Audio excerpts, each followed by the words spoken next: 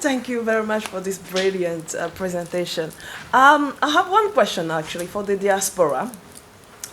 People who are thinking of going in Africa and work. What will be your one tip? Because you were also in the diaspora at some stage before getting back home.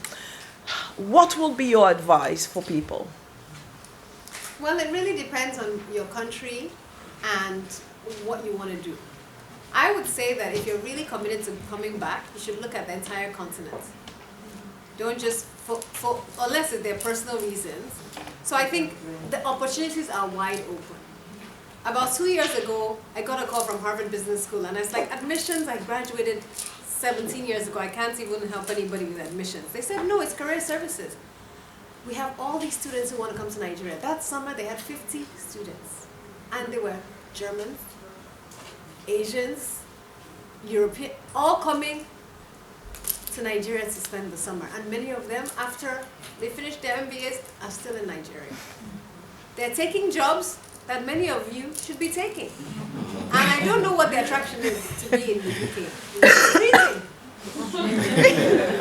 For me, I think many of us are shortchanging ourselves. I don't know, I guess some of you have phenomenal jobs, so great. But those who do not like their jobs and look at their watches every day to see when the day is going to be over, need to find out what they're passionate about, what they're born to do, and get back home.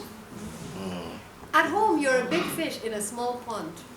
Think about it. If I was in the UK, would I be on the board of Heineken? Would I be on the board of Nestle? I wouldn't. I really would not. Let's be honest.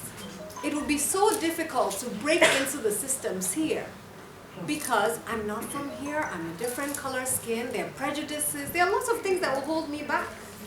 But at home, whatever you dream, you can do.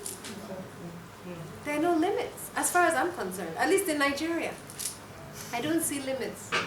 I see women doing, right now, 3 of our major banks, the chairmen are women.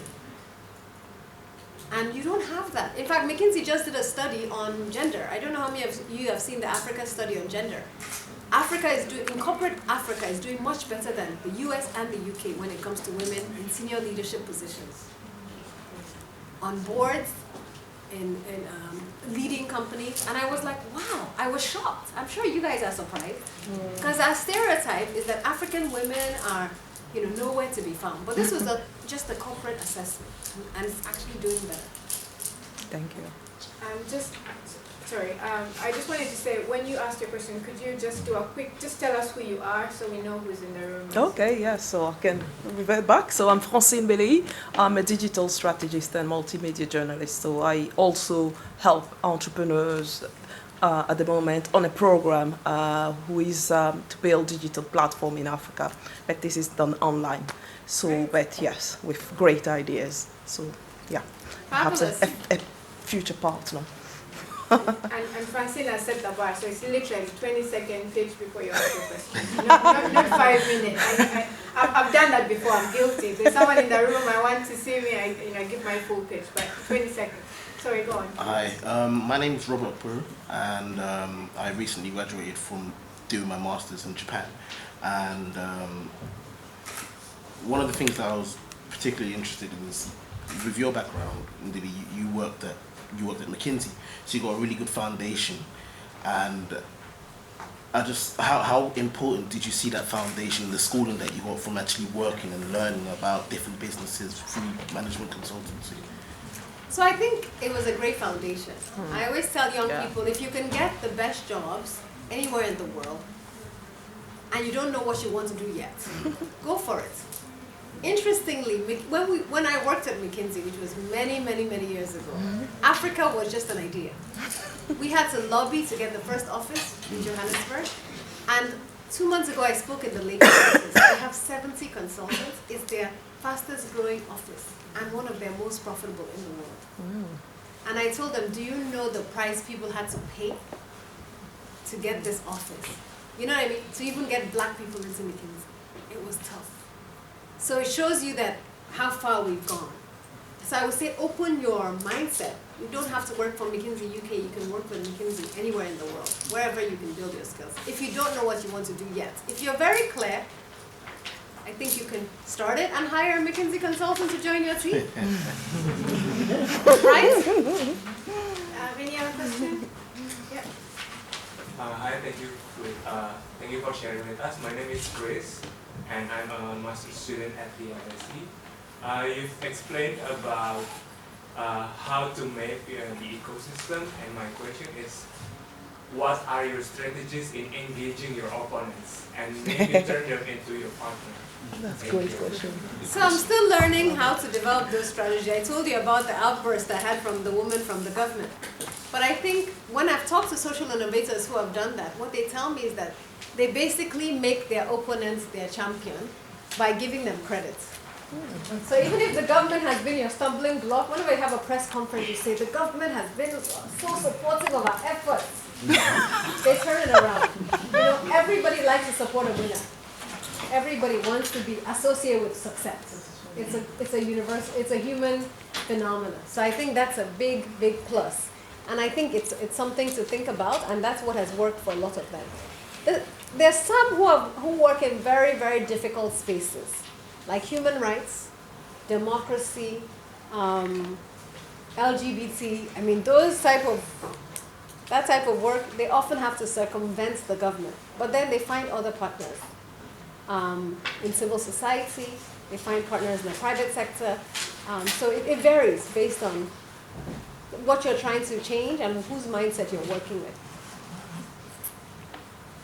Yeah?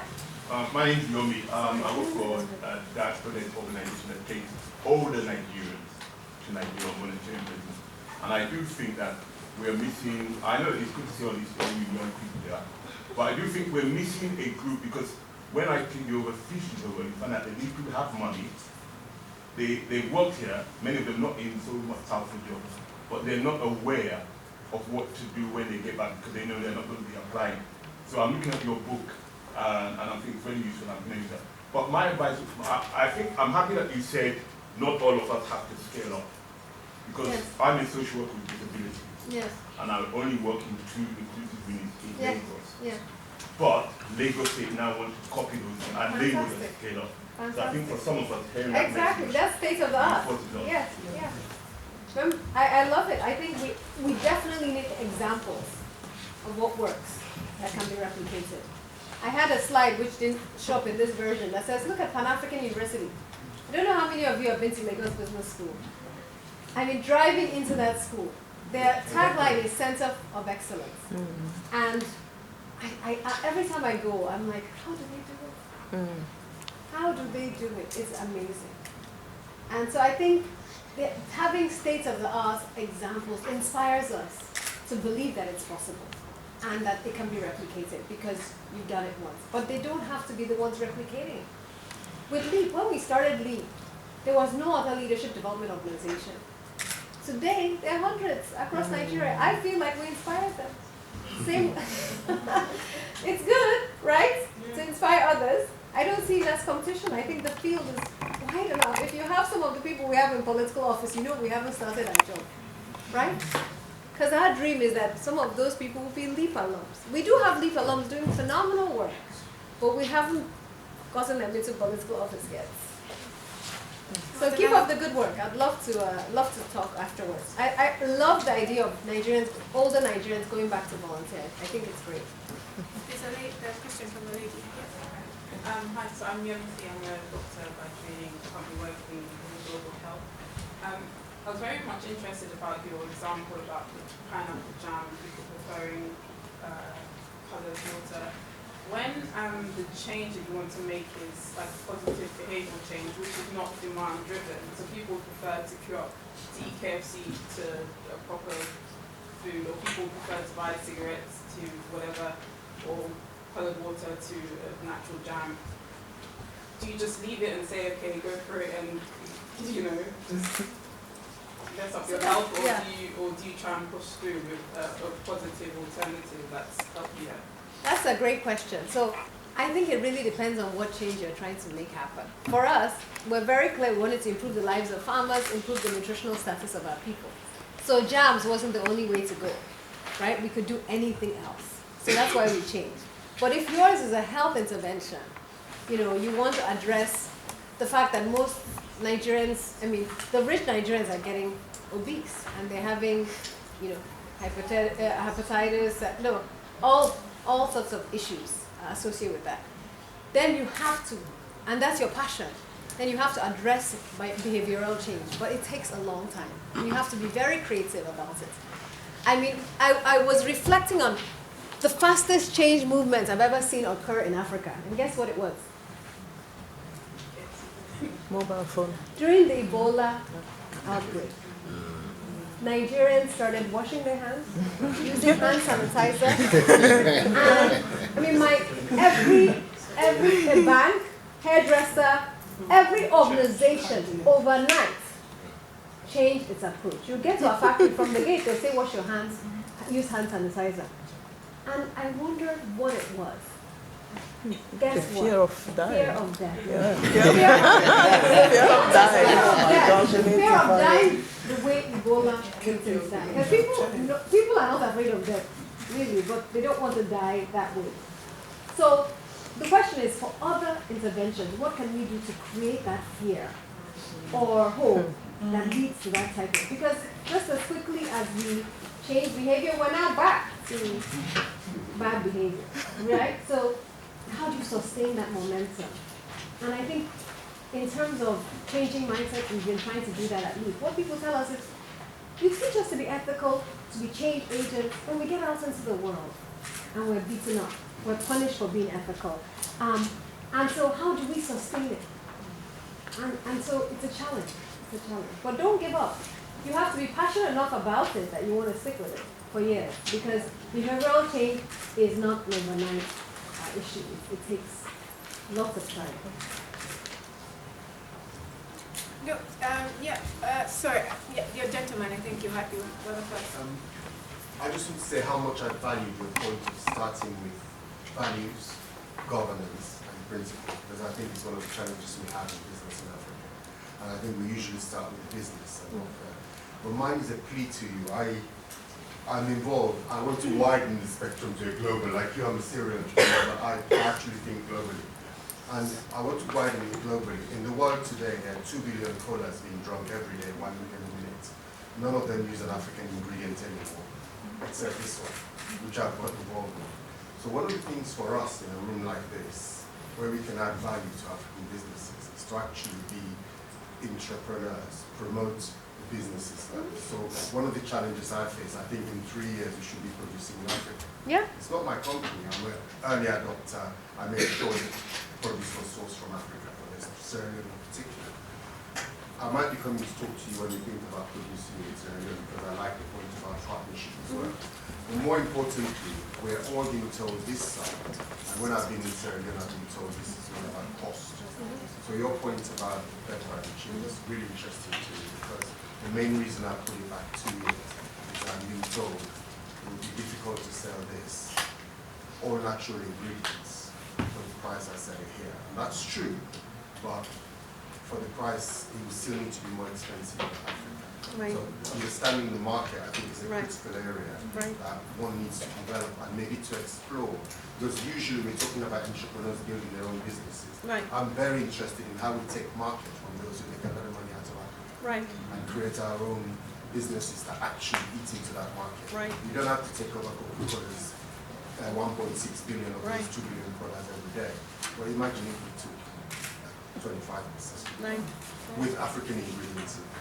And so I think when we're thinking of growth, the partnership issue is critical. And how we work with businesses and how we grow in Africa. And I think that's something that really, at another stage, I would love to talk with you about, because I can't stay at the end. Okay. And I'd like to catch up with you about it, because Terrific. growth, I think growth comes for Africa. We need to look at the global trend at the moment is not to grow exponentially like that. It's to grow this range. Yeah. And I think we've got opportunities to do that in Africa. But Yeah. we're not thinking about it. Yeah. I completely agree. But that was just a plea. It was a comment, yes. I completely agree with you. I share your passion. I mean, on a monthly basis now, other countries, leading companies, send me an email saying, Ndidi would like you to join our board. Why do you think they want me to join their board? Because you're on the four boards. Yes, and because they want to come into Africa in a big way. You have marketing And they're training. looking for credible people, and they want somebody, blackface on their website. I'm not kidding myself. There's nothing special about me. But they have seen the opportunities on our continent. And we don't see them.